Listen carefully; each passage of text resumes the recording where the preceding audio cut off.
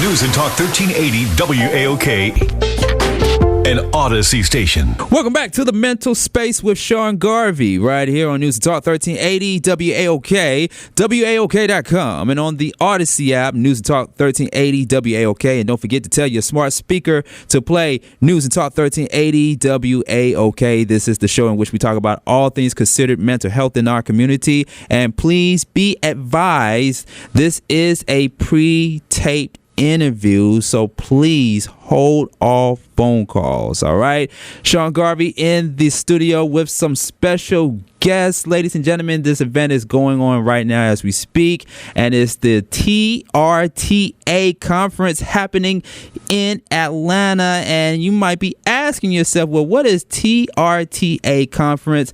It is designed to have healthy discussions surrounding mental health, mental illness, and so much more pertaining to trauma, relationships, teen, adolescence, and anxiety. And we have the facilitators in the studio to talk more about this important conference. Joining with us here on the Mental Space is one of the facilitators, and she is also a licensed therapist. Gloria in the studio. Gloria, as well as Ashley, Aaron, and Erica, all four of you are licensed therapists. Welcome to the Mental Space, ladies. Thank you. Thank you. Thank you. Happy to be here. We always love talking about therapy. And it's very important that we keep the awareness going as far as mental health is concerned. But I'm ready to get right into the conversation. The TRTA conference is already happening right now. It kicked off on April 8th of this month, this year, April 8th. And Gloria, thank you so much for helping me put this interview together, including DJ Sturgis over at our sister station V103. And let's talk about it. Well, let's get some background on all four of you all. Licensed therapists, of course, and all four of you are the facilitators for this event, this conference right here. So let's start with you, Gloria. Give us your background. So my name is Gloria Kalanko, licensed psychotherapist here in the state of Georgia. I had been in the field for a little bit over 11 years. Super excited to continue to be of support to my community. My specialty is our teens and adolescents, spending more time with them. I do provide support to everyone, but I do specialize with the teens and youth, making sure that they're able to address whatever concerns that they're dealing with right now so that they can lead a healthier lifestyle to become great adults in the community, aka known as the Tin Whisperer. So yeah, I am happy and excited to be here. It's always important to work with kids and to talk to kids because it starts with the youth. It starts with the kids. They are the foundation. So I'm glad you spoke on that. Let's take it over to Erica. Erica, give us your background. All right, my name is Erica Utley. I'm a licensed therapist here in the state of Georgia. I am not only a licensed therapist, but an author, but more than anything, just a human being. You know, we have these credentials and all these letters behind our names, but at the end of the day, we're just human, and we're here to assist other people to really come into some healing that's needed. I am a trauma-focused therapist, which means my clients and I will take a deep dive into the past. We don't stay there because we don't have to live there, but we must visit to make sure that healing has taken place in the places that it needed to take place in. As far as with our conference, I have been facilitating as far as trauma, and I'm also known as a trauma queen. So that's a little bit about me, and I'm so happy to be here. Thank you for having me. Trauma queen. Trauma queen, that's right. Not drama queen, but trauma queen. Okay. Okay. Let's be clear. I'm glad that you cleared that up. All right, and also joining with us as part of the TRTA conference, which stands for, by the way, the Real Therapists of Atlanta. We're going to dive into that in just a few moments. We also have Ashley, by the way. Ashley, one of the facilitators and also a licensed therapist. Go ahead and tell the audience a little bit about yourself and your background. Hello, everyone. My name is Ashley Nicole Drake. I am a licensed professional counselor in the state of Georgia. I am one of your facilitators for the TRTA conference, specializing in anxiety. So I come from a place of people knowing me to be Sister Cool, Calm, Collected. I definitely take a slowdown with my clients because anxiety can be such a beast of hype. So I work very heavy with the clients to actually go into reality to focus on where the core of the anxiety is coming from. And before they know it, they're like, I couldn't believe it worked. It's going to work because we're consistent. So just really ready to help the community and start the conference and let everybody know what we're about. So All right. thank you. Yeah, consistency is the key. All right. Last but not least, Aaron. Whoop, whoop. So I am Erin House, a licensed therapist here in Georgia. I've been doing this for about 12 years, and I am what we call the love doctor. I work with all people and all populations, but my specialty is family and relationships, helping people improve their communication, strengthen their connections, and just learning ways to resolve conflict. As we all know, we all grew up in families, and so families can be dysfunctional. So my big focus with my clients is just kind of scaling back and figuring out where the disconnects come from, where the conflict arises from, and then moving from there to discuss those things in a healthy manner. You talk about family just a few moments ago, and I tell people every family is not like the Brady Bunch. Right. Not like the Cosby Most of Show. them aren't. There are families out there that got issues. Right. Yes. They got paid to Absolutely. look like they didn't have issues. Right. That part. So, yeah, go ahead. I was just going to say, so for my part, I'll be facilitating the relationships part of the conference. And like I just stated, we'll just be focusing on healthy ways to communicate and strengthening our connections. So I'm going to go around the table and ask you guys individually, because I like to ask all of my guests this question when they come into the studio, even though you are licensed therapists. How is your mental health? Starting with you, Gloria. That's definitely a great question. But I would definitely say that I am in a good space with my mental health. I incorporate things to make sure that I'm okay. Knowing the fact that we are having to deal with clients on a day-to-day basis, it's definitely recommended that we actually have our own therapist on deck so that we can also be able to release and take care of us. But also having healthy boundaries for myself and also getting in some self-care.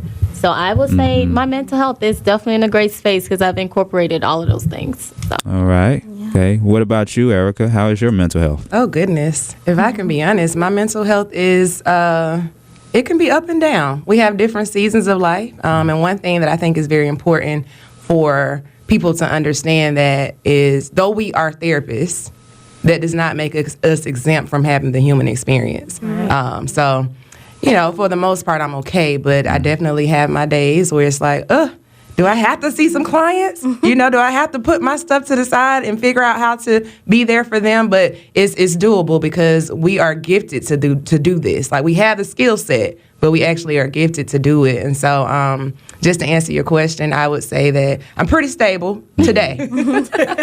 Oh, okay. Today. Well, thank you for giving us the heads up. Let me just add this. I am a therapist that has a therapist. Yes. When I first started going, I was like, I'm not going. I know what to do. I got the theories down. And when I actually did go and sit on her couch, it was like, you need help too. You don't have all the answers. Yeah. So I share that to say that, once again, we are, in fact, all human. And one thing about the Real Therapists of Atlanta is that we are relatable to our clients. So there's not a big me, little you. We're all in this together. And you spoke moments ago about we're human, and I'm glad you said that, because I think all of us in this room have our moments. We have our moments and our episodes. Some you're not going to see on the Real Therapists of Atlanta show. Right. Speaking of which, the Real Therapists of Atlanta are in the studio. Once again, this is a pre-tape interview. No phone calls, just listen. We will be right back, because when we come back from the break, I'm going to ask you, Ashley and Aaron, how is your mental health? And we're going to talk more about the conference that is happening right now, the TRTA conference going down in the ATL. This is the Mental Space with Sean Garvey right here on News and Talk 1380 WAOK. It's the Mental Space with Sean Garvey right here on News Talk 1380 WAOK. If you're just now joining with me, we are talking to the real therapist of Atlanta, not the fake therapist of Atlanta, but the real therapist of Atlanta. Joining with us is Gloria, Aaron, Erica, and Ashley. All four are trained, licensed therapists and facilitators for this event that is happening right now called the TRTA, the Real Therapists of Atlanta Conference, as they do a 4-week virtual session on trauma, relationships, teen, adolescence, and anxiety. Now, before the break, I was asking both Gloria and Erica how their mental health is doing. Now, I'm going to go over to you other two ladies, Ashley and Aaron. With you, Ashley, how is your mental health doing? It is in a place where we work on her every day, all day. That is something I definitely do not take lightly. And being in a space to be so trusted to instruct other people on their mental health, I have to definitely make sure that I do my due diligence with my mental health. So with that being said, a big part of the word in our titles is real. Mm-hmm. And I take so much pride in that when I do have clients, because I want them to know that I'm a real person. I'm a real chick out here in the world too, trying to figure things out. So I like to somewhat erase that line drawn in the sand, which is a lot of how people's perspectives used to be about therapists back in the day. That therapist that was old school, tell me how you feel. How'd that work for you? I'm not that. Neither of the ladies at this table are like that. So I tell clients all the time, in between my sessions, I'm working on my mental health. I'm playing my sound bathing music. I'm smelling my essential oils. Okay. I have a script of my own affirmations that are going in my head nonstop. So seeking peace for me all day, every day is absolutely priority, because one of the things that I share with my clients is my emotional burnout happened so fast because I'm such a person in a place to get downloaded on, which I fully accept that responsibility. But because I know my emotional burnout goes super fast, I have to pay myself back, repair myself, heal, and move forward. So the mental health gets worked on all day, every day, and it becomes a part of me. It's not just when in crises, it's through me all the time. It's just automatic. Yeah. Self-awareness and knowing yourself is also key to your mental health journey. And Erica, what about you? How is your mental health? So I piggyback off of what Ashley, I call her Drake, what Drake just shared. It's a daily task. Takes pouring into daily, just like eating, just like people who pray every day, people who make sure they exercise every day. Tending to my mental health is a daily thing. Some days, like Erica said, I'm like, whew, I need to isolate. I need some time to myself. And other days, I'm like, okay, I'm good. But we are human. We are real. And so the big part for me is making sure I take my toolbox with me everywhere I go, whether that's making sure I'm doing my affirmations, or when I get home, lighting some candles, or taking a bath, or making sure I'm exercising, because that's something that releases endorphins. And so I'm making sure I have my toolbox packed every day, because it's an everyday kind of thing we have to tend to. Yeah.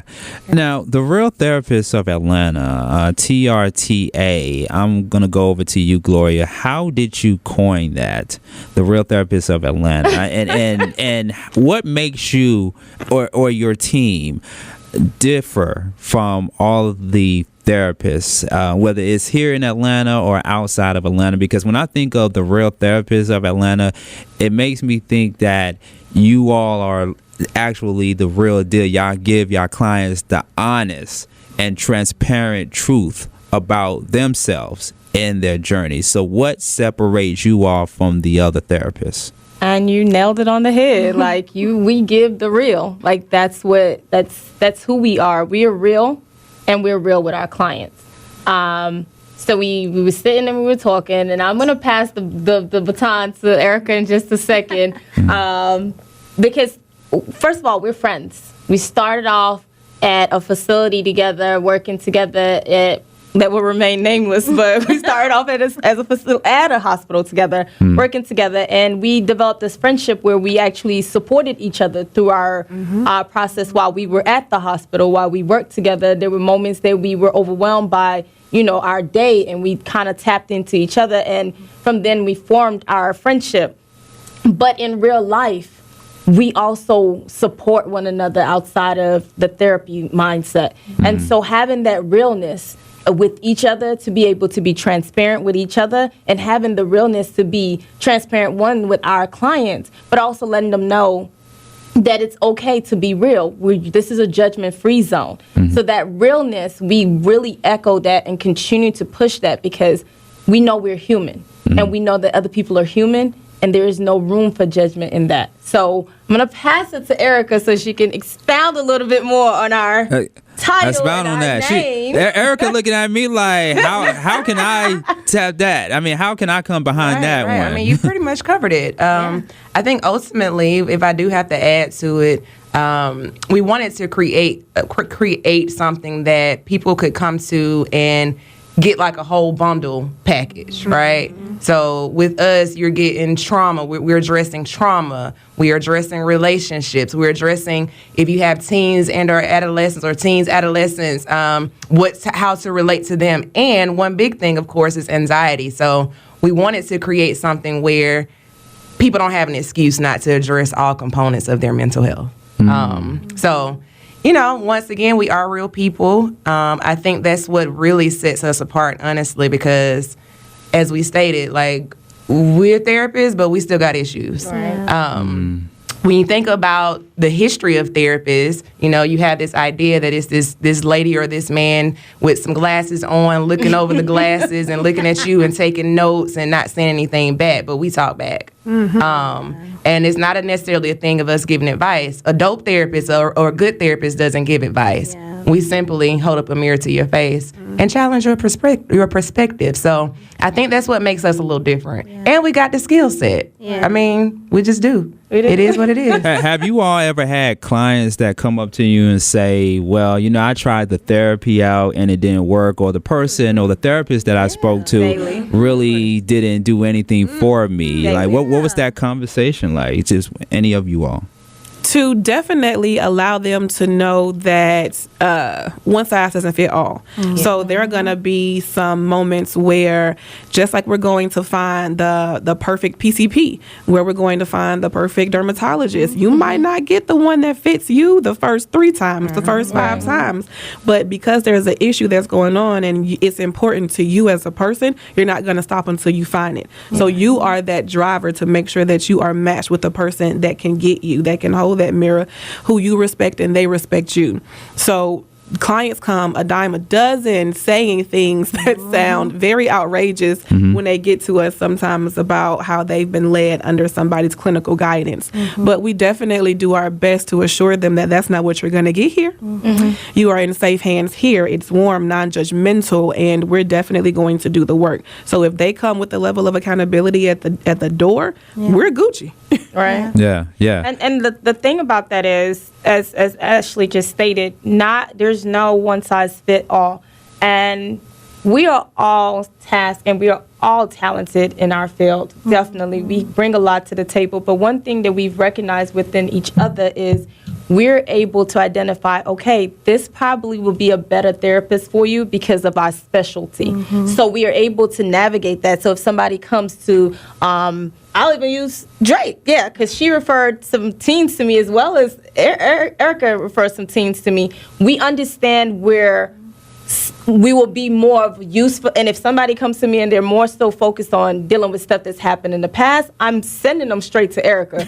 And if it's something they're dealing with anxiety, Drake, are you accepting any clients? I got a client coming to you. Aaron, this is a couple. I'm not, listen, I have no room in my space right now. Are you accepting any clients? So we use the resources that we have within ourselves to make sure that if we get a client that feels like, okay, this is not a good fit, we're able to refer you to somebody else that can better serve your needs. So no one size fits all, definitely. And on top of that, with that non-judgmental space that we create, we allow our clients to give us feedback. So I think a big part of what we learn, counseling 101 is like there's not a big space for clients to express like, hey, this isn't working for me. I've researched this. Can we try this? Can we discuss this? And we all four of us create a space where we collaborate. Our clients are the experts on their lives. We're just holding up the mirror. So I think that's another thing that sets us apart is that it's a back and forth. We're not just trying to give skills and tools. We're creating a space where they can come and say, hey, I really like you, but can we try this? Can we do this? Can we meet more often? Can we meet less often? The client is in the driver's seat. All right. When we come back, I want to talk more about the clients that you serve. I have a couple of questions. If you're just tuning in to The Mental Space with Sean Garvey, I am talking to the Real Therapist of Atlanta, and we're going to talk more about their conference that is already happening right now between April 8th and April 29th. So stay tuned. We got more on the way next. It's Sean Garvey, The Mental Space. And once again, this is a pre-taped interview, so please hold all phone calls. This is News and Talk 1380 WAOK. Welcome back to The Mental Space with Sean Garvey on News and Talk 1380 WAOK, WAOK.com, and on your Audacy app, News and Talk 1380 WAOK. Want to remind you all that this is a pre-taped interview / conversation, so please hold all phone calls. And I want to highly encourage you, as you are listening to The Mental Space, in which we talk about all things considered mental health in our community, to please dial 988. If you or someone you know is facing a mental health crisis, please dial the 3-digit number 988. And there are a couple of other telephone numbers to share with you all. There is the National Alliance on Mental Illness Helpline, and that telephone number is 1-800-950-6264. That's 1-800-950-6264 for the National Alliance on Mental Illness Helpline. You can also text NAMI, that's NAMI, to 741-741. And there is another telephone number if you or someone you know is having thoughts about suicide. There is the National Suicide Prevention Lifeline at 1-800-273-TALK. That's 1-800-273-8255, or you can text strength to the crisis text line at 741-741, or go to suicidepreventionlifeline.org. We are talking to a special panel of ladies in the studio, licensed therapists from the Real Therapists of Atlanta. I was about to say the reality show, the TV show, but you all are the Real Therapists of Atlanta, and you all have a conference that's happening right now between April 8th through the 29th of this month. All of you are facilitators. We're definitely going to talk more about the conference coming up, 4-week virtual sessions with licensed therapists to walk you through practical strategies to address trauma, relationships, teen, adolescence, and anxiety. I'm also joined by Gloria, Ashley, Aaron, and Erica in the studio to talk about all things therapy and the conference coming up. As far as clients are concerned, we spoke about clients a few moments ago before the break. The type of clients that you all have, what is the demo? Do you all serve? Because with you all being all women, do you all only serve women, female clients, and serve everybody? Or everybody? Okay, talk about that. Males and females. Reality is, we have this stigma in our community that men are supposed to be so put together. They're not supposed to seek therapy. They're supposed to be the strong ones. But the reality is, men are just as human as women. They go through the same thing that women go through. And unfortunately, because of this thing that has been put out where men feel like they cannot communicate, they end up internalizing so much. And eventually, because they have no outlet or feel like they have no outlet, there's that explosion that comes. And then they're looking at men like, oh, something is wrong with him. But no, reality is you didn't give him the space the safe space for him to actually talk about what's going on with him. You made it seem like he could not talk about it. So we serve everybody, literally anybody that walks through the doors. We don't care if you're male, female, whatever. It doesn't matter. We are here to serve and support you. And if we are not a best match for you, we will definitely get you connected to who is a best match for you. Hey, we have a Black men health, mental health panel coming up. Okay. On the mental space, so yeah, you all stay tuned for that. I'm definitely looking forward to that. Dope. And as far as age range, do you all cater to kids or just adults or both? We got of course, our teen child specialist, but we all work with all ages. I know E will always joke like, don't. Listen, and one thing, and Drake, I'm adults on up. Yeah, I am too. So I'm not. Ashley's not school age. Yeah. So here's the thing with that. It's not that because we started off with children. Yeah. And so we love the kids, but I think for me personally, I realized that when working with children, you have to work with the parent as well. You could do all this work with the child, and then when they go home, if the parent is not during their healing journey as well, the work that we're doing as the therapist becomes undone. So for me, it just wasn't my ministry anymore. But I love kids. They're our future, of course. But like we said, we do have Gloria and we have Aaron and Drake and I. Well, Ashley and I just, we love the kids, but love the kids. We've definitely worked with the kids, and for me personally, when I had kids myself, that was something that was a huge part of realizing I might not be in a space to do therapy with children at work and then come home to my kids and do work and be wearing a million hats for them. And it was just my time to exit. So you find it much more easier to cater or to help adults versus kids. Not saying that kids don't need help, of course, but you just find in your life, in your career at this moment, that adults are less of a challenge. For me personally, I definitely will say that's accurate. I worked with kids for years. Like we said, we all started with kids when we were meeting at the facility that we worked at years ago. However, we were bomb at it. We just got to particular points in our life to figure out where we really wanted to shine in our individual practices. Yeah. And I prefer to shine with my children as mommy and shine with my adult age clients on up at work. That's good. The Real Therapist of Atlanta in the studio, hosting a 4-week virtual sessions with professional licensed therapists to walk you through practical strategies to address trauma, relationships, teens, adolescents, and anxiety as well. Now, let's talk about the April 8th event. It kicked things off on April 8th. Can you give us a recap, Gloria? Because April 8th, which is the start date for the Real Therapists of Atlanta conference, what was that like? From my understanding, it was via Zoom conference, but just to give us a recap of week one. Actually, it dealt with trauma. I'm looking at my information in front of me right now, so this question belongs to you, Erica.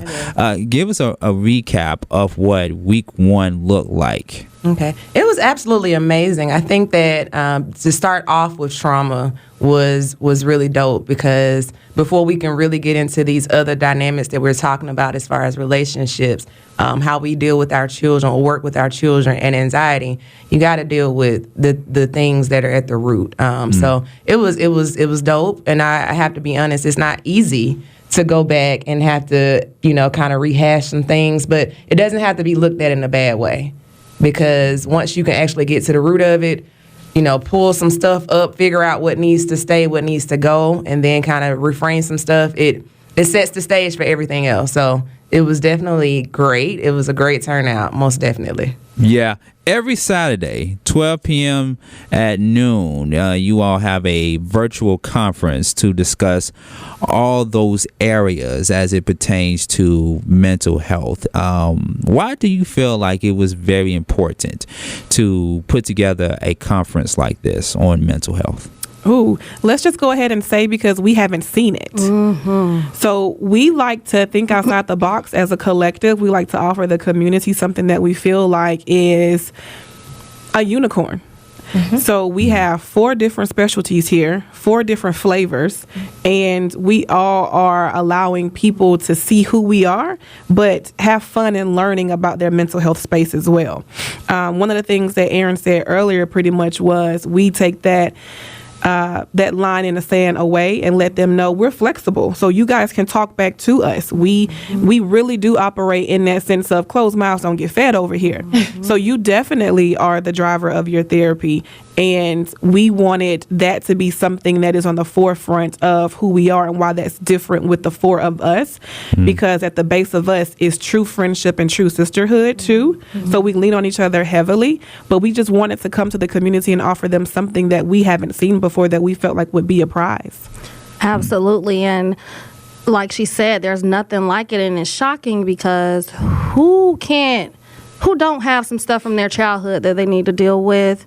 Who can't relate to having issues in your relationship with your parents or your spouse, or you trying to get a significant other to have some issues, so who can't relate to trying to connect with the next generation? Even if you don't have kids, you're a teacher or your coach or you involved in your children's ministry, like we all are connected to the next generation. And then who can't relate to anxiety, worrying, fear? So there's nothing like it, and there's a huge need for it. You got time to hang out with us some more as we tackle these 4 areas of mental health. Because I want to come back from the break. We are up against a break, but when we come back from the break, let's talk about trauma. That is the buzzword that is brought up in a lot of conversations, especially in relationships. And so I want to unpack that when we come back from the break, because I think that that's an important piece when it comes to mental illness and all the other issues that come along with that. We have Gloria, Ashley, Aaron, and Erica, the Real Therapists of Atlanta TRTA conference happening right now until the 29th of April. Stay tuned. We got more with them on the Mental Space with Sean Garvey right here on News and Talk 1380 WAOK. This is the Mental Space with Sean Garvey on News and Talk 1380 WAOK, online WAOK.com, as well as on Facebook, Twitter, and on Instagram at 1380 WAOK, the voice of the community. And you can follow me everywhere on social media at Sean Garvey ATL on Instagram and on Twitter. If you are tuning in late to the Mental Space, in which we talk about all things considered mental health in our community, don't worry, folks. You will have an opportunity to go back to the Rewind feature on the Audacy app and listen back to some of the highlights of tonight's show as we sit down and talk to the Real Therapists of Atlanta. They are currently having a conference every Saturday at 12 p.m.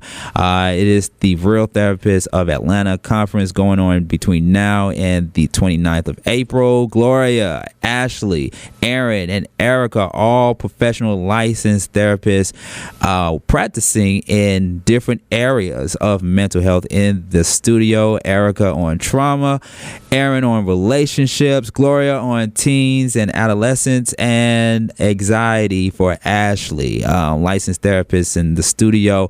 Let's talk about trauma. Let's talk about trauma, ladies. Of course, before the break, we talked a little bit about what the conference is and why it was important to have this conference happening here in Atlanta, which, by the way, for those that may not know or tuned in to the mental space late. It's a conference where you all review the fundamentals and the foundations of navigating unresolved trauma, building and maintaining healthy relationships, relating to the youth and teens in your life, and managing anxiety to create a more balanced life. Let's start with trauma.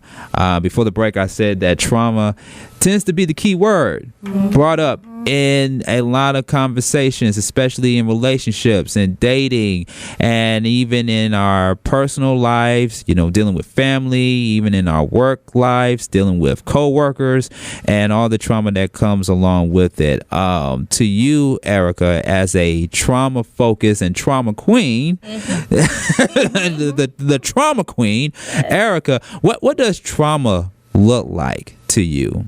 Okay. So first I want to define it. It's basically, if we're just going to put it in just some straightforward words, a highly disturbing event that has come in and probably has disrupted your life, whether you realize it or not at that particular time. There's a misconception that trauma is, has to be these events where there's this war, maybe with the military or a natural disaster. But sometimes trauma could be a war that was within your own home growing up. So it is definitely a thing. A lot of us are walking around with unresolved trauma, and it's showing up in our relationships. It's showing up in our finances. It's showing up in our physical health as well. Trauma, if not addressed, can live in the body. It definitely can live in the body. Just from my personal experience, there have been times where it's like, oh my goodness, my whole body is in pain. But my body is remembering some traumas that maybe I need to still address that have gotten triggered. So it's definitely a huge thing, and that's why we wanted to start off our conference with that topic, which I want to share about it. I mean, you said it right there. And the reason why I say the word trauma is brought up in a lot of conversations, because when you're conversing with people, you may say something that can trigger somebody, and you may not come into the conversation or in the dialogue with that person thinking that I'm going to purposely say this to this person. You just don't know. You know what they say, you just don't know what a person is going through, right? And if you say the wrong thing, it can offset that person to be triggered, and it may not go very, very well after that conversation. With you in the profession that you are in as a trauma-focused therapist, what do you say to people that have conversations with other people about trauma? So like I just said, you can be triggered by something that a person says, or you can take your anger out on that individual just because you haven't dealt with your own trauma. Let's say what do you say to people, especially people that are going to be joining the conference, if they haven't already? What do you say to those people that are still facing that type of trauma? Okay. I think for one, it's very important for people to understand how their unresolved trauma spills over into other people. A lot of times, we may be in a relationship and we think that it's something that we're doing because our partner is consistently going off on us, or our partner is, they're being isolative in nature, and it's like, well, what did I do wrong? And the reality of it is that your partner or this family member or friend probably has some unresolved trauma, which has absolutely nothing to do with you.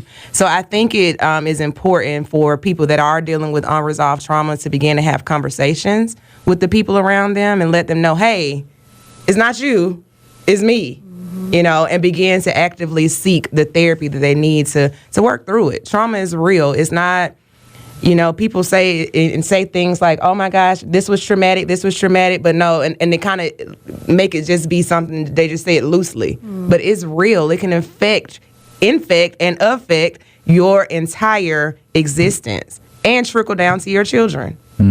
Some of us are carrying traumas that don't even belong to us. Intergenerational trauma is real. So that's why it's so important to begin to recognize, wait, something's not quite right. I'm having flashbacks from my childhood just out the blue. I can't necessarily be intimate with my partner because I've experienced some type of trauma as it relates to some abuse in my past. Like, you got to start being honest and get the help that you need. Do you think trauma is more prevalent in the black community than any other race outside of the black community? Yeah, okay. No, see. Well, Trauma queen. Yeah, I don't know. You know, I don't know if I don't really know how to answer that. I will say this though. I will say, considering what our history has been, even when we go back to the times of slavery and things of that nature, it's definitely embedded into our DNA.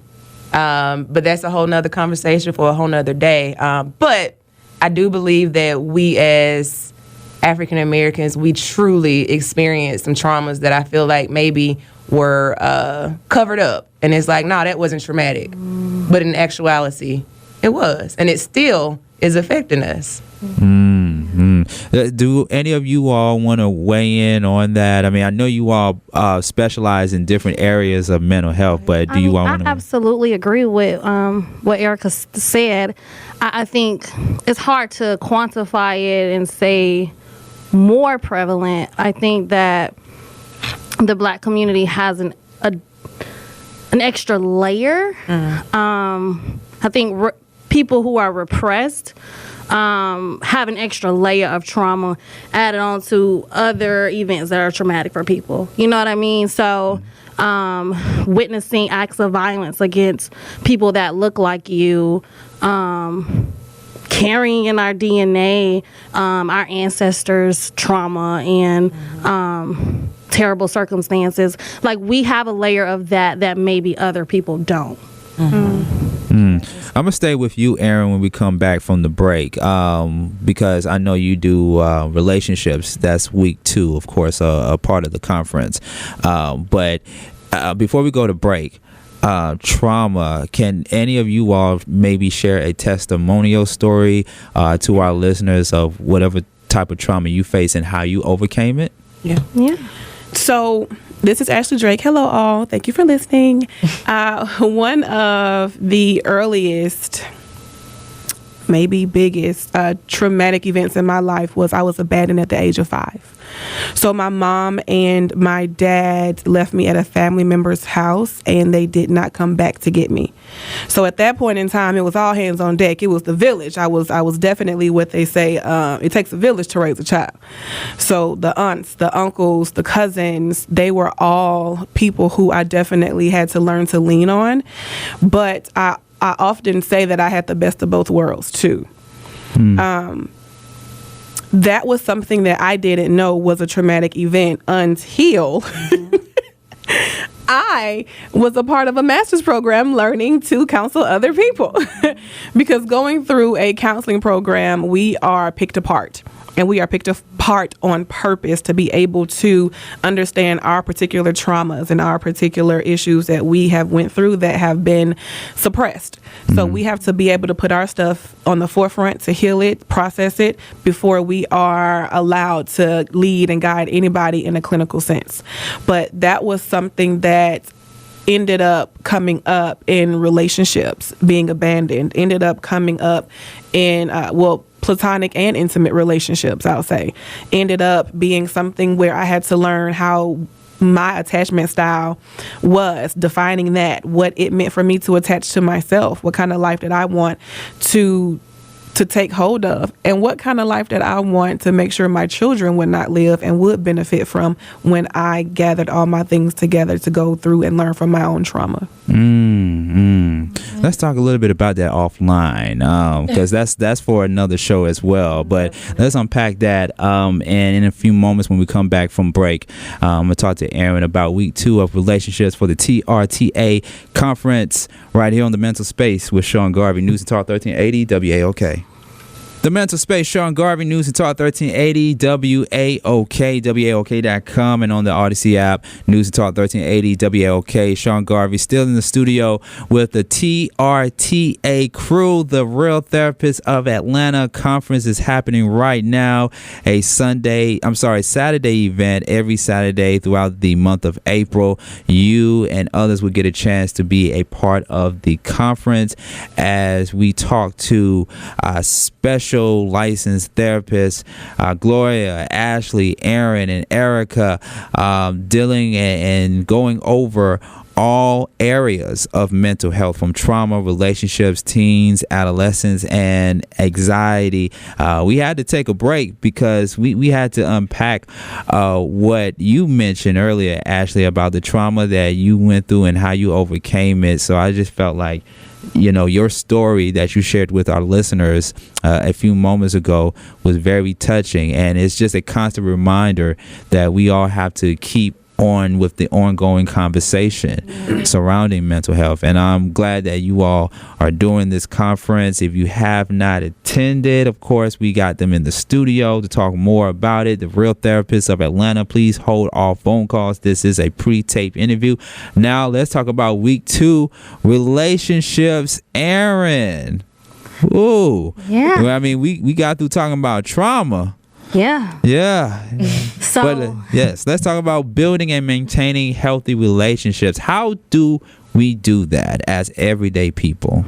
so first key is self-awareness. So, I love that my part was right after the trauma class, because discussing the importance of realizing what the trauma is and how to address unresolved trauma increases our self-awareness.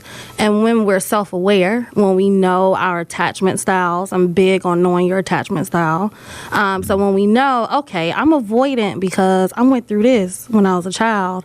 It's hard for me to be vulnerable. It's hard for me to have space. It's hard for me to discuss emotional things because I experienced this. That's the first step to being able to overcome it, and then building the blocks with whoever you're building a relationship with, whether it's a partner and you're on a date, and like you talked about, getting triggered, you're able to just say like, hey, when you make those kind of statements, I'm triggered. These have been my experiences. And by doing that, you're building a connection with that person. Yeah. You're allowing that person to be there for you, to see a part of you. And then you're also being honest and allowing them to make a decision if this is the kind of connection they don't want.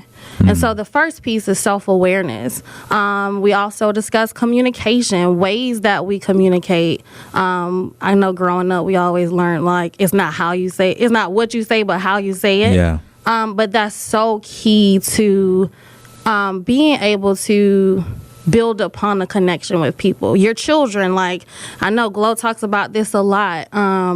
How we talk to our kids. Like, how do we expect our kids to be in a vulnerable relationship with us when we don't open the door to them, when we're just always griping or fussing or only wanting to talk about the things that need to get done? So we talk a lot about how to open the door of having open communication, active listening, not just telling the person what you need, but listening to what they need. So those are the foundations that we discussed. Yes, listening to understand, not being so quick to respond. I've had so many conversations with people, and when you have conversations with people, I definitely agree. It's not what you say, it's how you say it, but you can't even get past the first sentence. Yeah, you get that direct response like, no. But, but do you really think, though, as a licensed therapist, Aaron, do you really think that communication is the key nowadays to mental health? Because think about it, we live in this social media era now. And people use social media to communicate, people texting to communicate, which I think, in my personal opinion, it does more harm than good. But let's say do you really think communication is really the key in this age? And a big part of what we discussed too is how to connect and communicate in this age, because like you said, people are meeting on social media, and not just romantically. Like, I have clients who are on social media and some of the apps to get best friends or to connect with people. People are yearning to connect. And post-COVID world, the opportunities to connect don't seem to be presenting themselves to a lot of people, or a lot of people aren't confident in how to connect.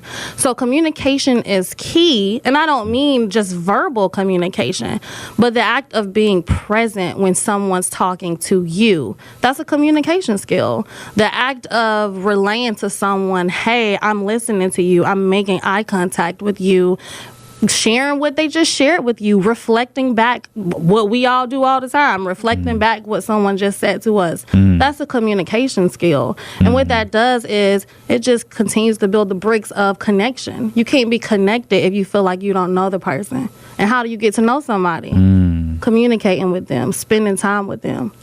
I tell people I do my best communication in person. If not in person, over the phone. Because I remember a time where we didn't have social media. I mean, you all, of course, we didn't have social media. We, you know. I mean, hey, I'm 39. So I remember that time where social media wasn't the thing. It didn't exist. And your only means of communicating to people was either writing them a letter, putting it in a postcard, or calling them on the phone. But like nowadays, when you put stuff out there on social media, right, and that can also be a hub for mental illness and mental health issues and stuff. You know, sometimes communication can be misconstrued, take things out of context by what you say and stuff, and next thing you know, you find yourself getting into an argument, debate, or fight, even a verbal fight with people, and you're no longer friends with them anymore because of a disagreement. But you know, a key piece of communication across all boards, whether it's social media, in person, over the phone, is being clear. So that's a big part that I try to work with clients on, is because they'll come in and be like, yeah, and I said this and said that, and as they're sharing the story, I'm like, I don't even understand what you're saying. So a big part is being clear and concise. And yeah, people may disagree, or it may provoke some type of reaction, but if you're clear and concise and you draw that line in the sand, hey, this is the boundary, then you don't get pulled into that stuff as much. And the last piece I'm gonna say about social media, because I'm like you, I'm in my mid to late 30s, so I understand, but I think it's important. I know I challenge myself. I have kids, and I want to understand the world they live in. So I would say to parents or people who take care of teenagers, like, understand social media. Let's not, I know our age, we have a bad habit of like being like, y'all can't connect over social media, but that's their world, and that's how they are perceiving connection. So by us understanding it, we're able to connect to them a little better too. Yeah. Well, you can hear more of what Erin has to say on this particular part of mental health relationships is this Saturday at 12 p.m. So you get an opportunity to check out week 2 of the TRTA conference. All right, so stay tuned. We got more with the ladies of the Real Therapists of Atlanta. When we come back, it's Gloria's time to talk about teens and adolescents. I mean, that's a great segue, by the way, too. You know, we just got through talking about teens and communication. Now we definitely going to talk about teens and children facing different forms of mental health, in which Gloria specializes in. So don't go anywhere. We got more coming up on The Mental Space with Sean Garvey, News and Talk 1380 WAOK. It's The Mental Space with Sean Garvey, News and Talk 1380 WAOK. Please hold all phone calls. This is a pre-tape interview / conversation.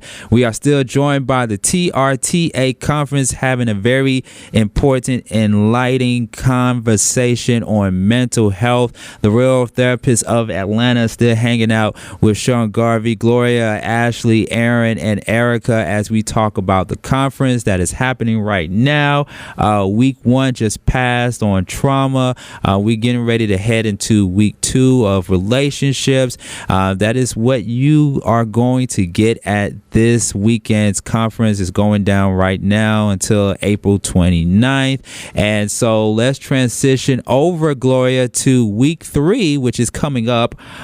Teens and adolescents. We all been there before. We've all been in our teens. We've all been children. We've all been kids. And we've all dealt with a lot of things in school, from peer pressure to bullying, to even forms of trauma like me and Erica we were talking about earlier, all these different things and stuff. So what can people expect from week 3 of this conference, Gloria?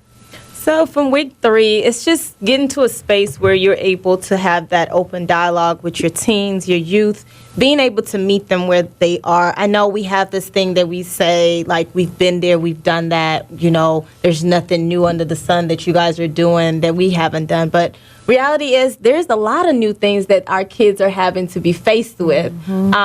We weren't exposed to the social media thing. Like, we had MySpace, but it wasn't as advanced as it is right now. Right. So we're speaking about MySpace, and MySpace wasn't like I said, it's not as advanced as social media is.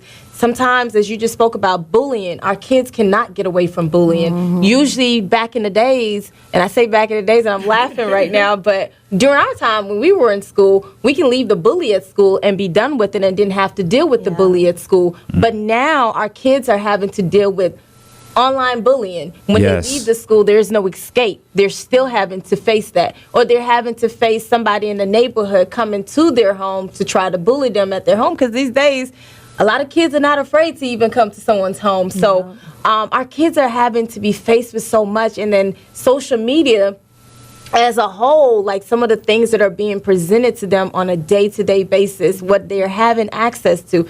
I was shocked at, you know, some of the things that the kids had to share with me, you know, about what they can access this day and age where we couldn't access those things growing up. And it's really at the click of a finger, like, for them to be able to access it. TV, they're being faced with a lot. It's so much that's being pushed into our media right now that we didn't get exposed to. And a lot of the kids are like, what they're looking for is somebody to hear them, someone to listen, someone to understand them. I know, like I said, parents, there's no book. There's no perfect way to raise a kid. A lot of parents are doing the best that they can, but I would definitely say one of the main things that our kids are asking for is for someone to just listen to them, understand them, and respect them as people who they are as well, and not just look at them as kids and saying, well, they're just kids, so they don't have any real issue. What are you really stressing about? A lot of our kids are like, it's a lot. It's a lot that they're dealing with. They do have things. No, they don't have bills like we as adults do. They don't have those responsibilities, but they're being faced with so much. So the kids are just looking for someone to actually listen to them and hear them out. But, you know, someone would argue that, well, you have parents. You have parents and you also have guidance counselors in schools. How do they play a role in the children's lives? Or do they even play any type of instrumental role in these children's lives when they are faced with so much stuff? As a kid going to school, or even, you know, going outside and dealing with other different personalities from kids and from people in their peer group. Like, how are they involved in the children's life, if they are even involved? So let's start with the guidance counselors. Sure. Let me just start here and say this. They're limited to what they can do. Well, I mean, you are the real therapist of Atlanta, so go ahead and keep it real. Let's start with that. They're limited to what they can do. They have particular areas that they can deal with, and then they have to cut it off at a particular point. So guidance counselors, they're in the schools to be of support, but there's only so much they can go forth with. And also, you have to keep in mind, some of these guidance counselors might have relationships with multiple kids in the building, so they might not have that non-biased approach to things.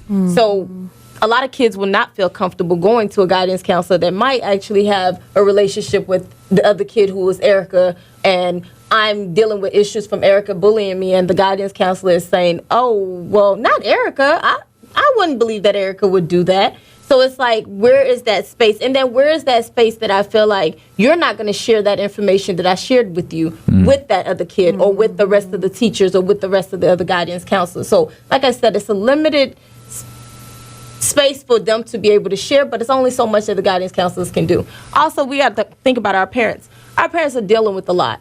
They're faced with a lot on a day-to-day basis. They're having to be responsible for themselves and our little ones.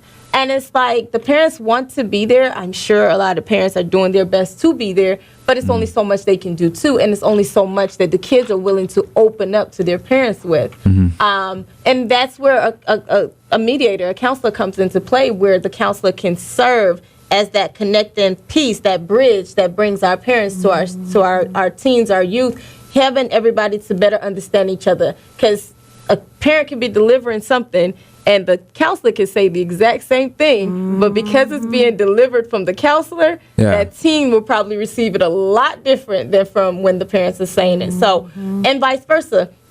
Youth might be saying one thing and the parents might not be receiving it, but let a counselor say the exact same thing that youth just said. It sounds like, oh my gosh, that's what I was saying. That's what I was thinking. So that bridge, we serve as that bridge to be able to connect the two pieces, the two avenues. So yeah. Can you speak from a spirituality standpoint as well too? Because we talked about the parents, we talked about guidance counselors, but what about the church though? I mean, Sundays and even Bible studies. I remember as a kid we had Exodus, we had Sunday school, we had pastors and preachers, youth counselors. Do they play a role at all with our teens and our children's mental health?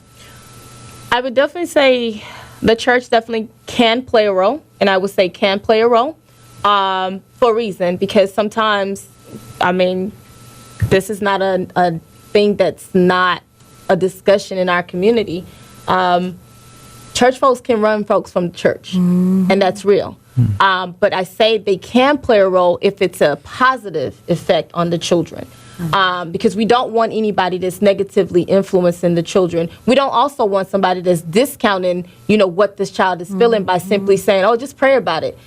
We can pray about it, but faith without works is dead. So we also have to put in the work. And I personally feel God has placed his counselors here, just like he placed doctors to do what they do in the medical sector. We are placed to be the doctors for mental health, to be able to support you through that. So the faith part, you're praying. I'm with it. We're supposed to do that. But we also have to put in our work.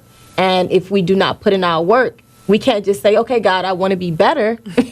And I'm just sitting here. Yeah. And the tools are available and you're not tapping into those tools. So I definitely feel like there is church, but it goes together. Therapy and church definitely goes together. It takes a village to raise a child, right? So this week coming up, the week 3 of the TRTA conference, how are you going to remind people that are going to come to your conference? How are you going to remind them that community and village is what it takes to raise a child these days? Just like that. Community, definitely. Yeah. And I say that to say because I know growing up, back when we were younger, and I keep saying back when because we're looked at as the aunties and uncles now. So back in the days when we were growing up, the neighbor could actually say, hey, you're doing something wrong. And our parents were okay with the parents, the neighbors letting us know, holding us accountable. And I think that's what we need to start looking at more and being more open to. As long as that person is trying to be of support to your child and directing them the right way, I think we should also be open to that, because then kids are not looking like, okay, just because my mom is not around, then I can do all these things. If they know that my mom is okay with the neighbor holding me accountable, I'm not able to do those things that I wouldn't do even when my parents are here, because there are other adults that are holding me accountable as well. So just being open-minded, and then to the neighbors, being also the support where you're not just being there to redirect, but also be there to encourage, because that's the place we kind of fall short. There's always adults there to try to caution, to try to, scold, to try to penalize, but there's the limited support from the person that's pouring into them. So it's twofold. We have to be there to redirect, but we also have to pour and fill their cups back up, because that's a part of loving and caring for our children. And this is next week 3, as Gloria discusses teens and adolescents and children dealing with different forms of mental health, mental illness, from bullying to peer pressure, all that and more. Of course, this week is week 2, relationships. All right. So before we get up out of here and close out the show, the mental health, the mental space, this has been a very great conversation. You know, we got to close the show out by touching on week 4.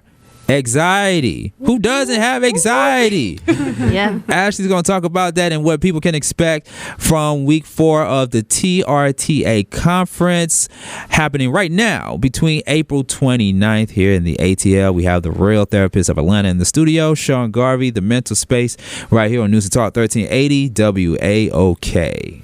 All right, we're in the final stretch of the mental space. Thank you for tuning in. Sean Garvey right here on News and Talk 1380 WAOK. Now I figured it out. TRTA, the acronym for the Real Therapist of Atlanta, as it deals with different areas of mental health, trauma, relationships, teens, and anxiety. I like that. I love that. It's clever, right? It is clever. TRTA. Now it doesn't only mean the Real Therapist of Atlanta, but it also stands for those 4 areas of mental health in which you will be a part of the conference.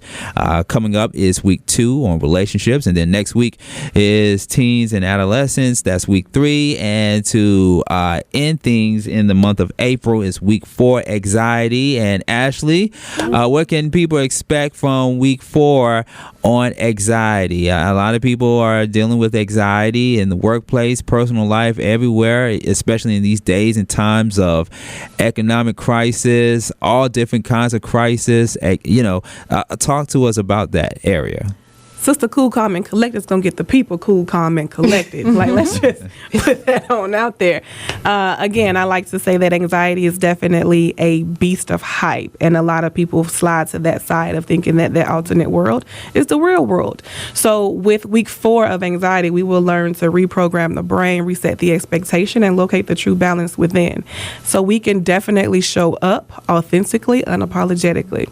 A lot of times when I work with clients, one of the biggest things is I have to ask them, define your anxiety for me. So we're going to be defining what their anxiety can look like. We're going to be making sure that we understand how to set expectations for anxiety. So this is what my anxiety can look like sometimes.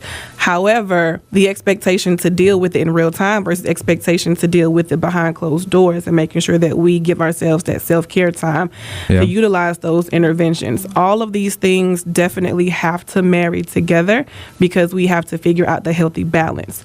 So the interventions come to play very, very well. And when we're working with somebody with anxiety, the biggest thing there is being consistent and making sure that repetition is a part of that. So repetition is definitely something that I make sure I uphold while I'm putting up that mirror. A lot of times people's mind frames gives them the notion that because I'm thinking this is concrete, this is reality. It is not. So I take them on a very slow pace to move forward so that we can make sure that reality is the world that we want to live in. One of the things that I typically say to clients as well is, who's driving your car? You picked out the car, you paying for the car, you picked out the car insurance, and who driving it? Your anxiety. Your anxiety is the one that's driving your car. You in the passenger seat just losing your mind because you're about to fly over the edge. So in that sense, I always make sure to say that we have to create the pace that we want. When we're talking, create the pace that we want. Just because somebody's in our audience, we think that they're supposed to hear us talk this fast. They're expecting us to talk this way, use these words. And I always tell people, sit back and ride on your confidence. Like, people can definitely take their time with you if you take your time with yourself. Just because other people have expectations does not mean that we are mandated to meet them. We can take that slow down and say, I'm still processing what you said. Give me a second. Right. And nobody's going to say, I process faster. Like, I've just never been a part of those conversations. It's just completely unrealistic. But that hype beast is in somebody's mind. And it's telling them, you have to do it this way. You have to say it that way. They're thinking about you this way. They're looking at you this way.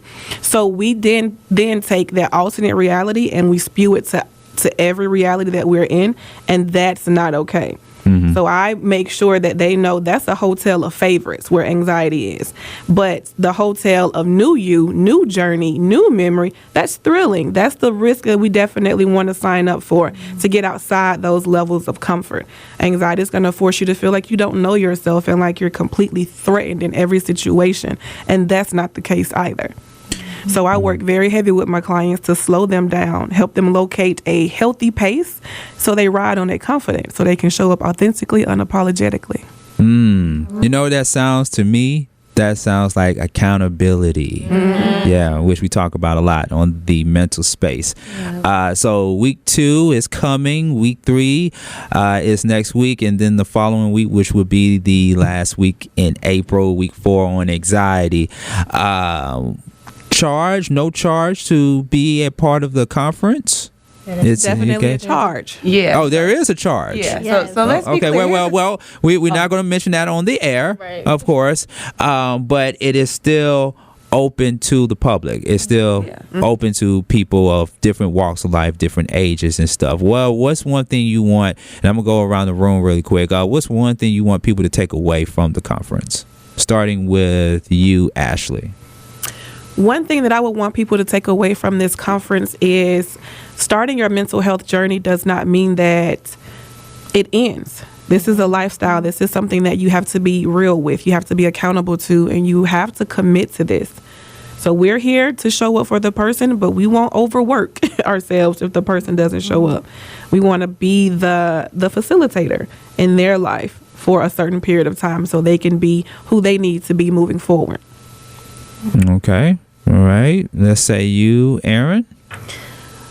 One thing I would like people to walk away with is more confidence in how to move throughout life. So we're starting with trauma.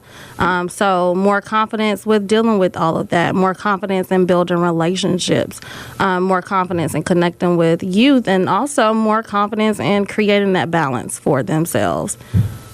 All right. Well said.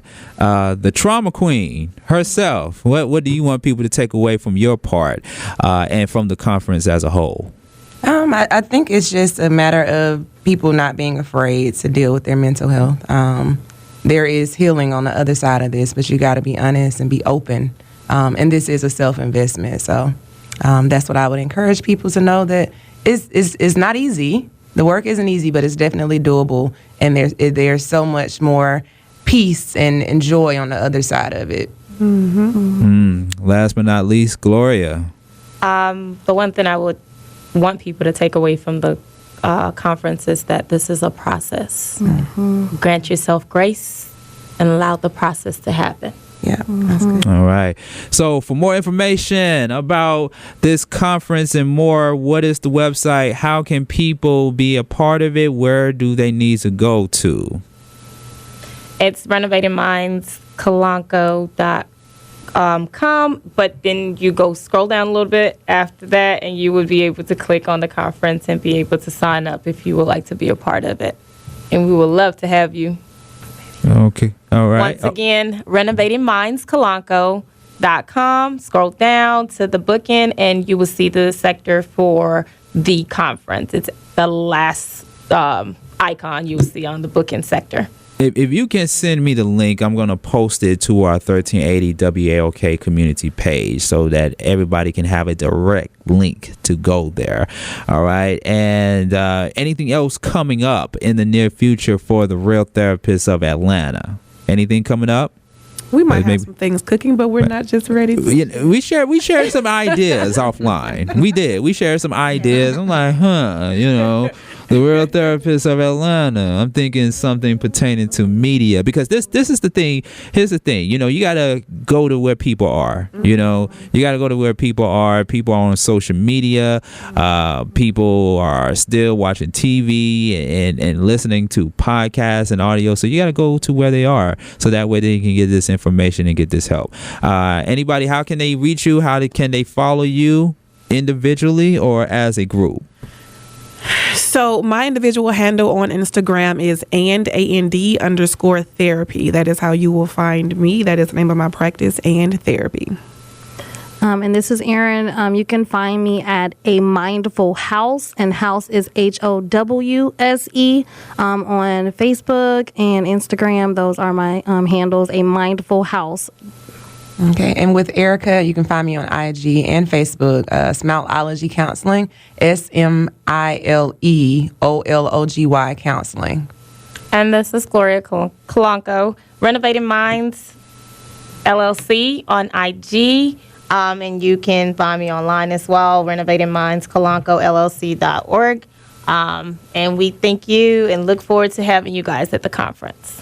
All right, well, give it up one more time for the Real Therapist of Atlanta. And we're going to have you come back on the mental space sometime in the month of May to give our audiences and our listeners a recap of everything that took place at the Real Therapist of Atlanta conference, happening right now until April 29th. So make sure you are a part of the conference starting at 12 p.m. All right, so this has been the Mental Space with Sean Garvey.